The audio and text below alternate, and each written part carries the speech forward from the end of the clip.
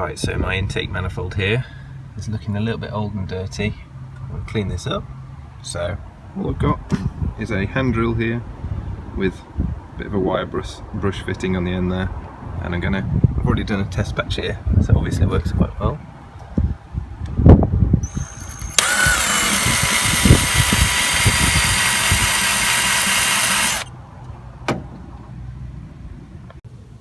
So that's sort of halfway there now, and I've just got this cheap kit here of wire brushes that came with this one as well. This one's great for getting in between the gaps here, difficult to get places. So I've only been doing this 5 minutes or so. I'll just finish this up.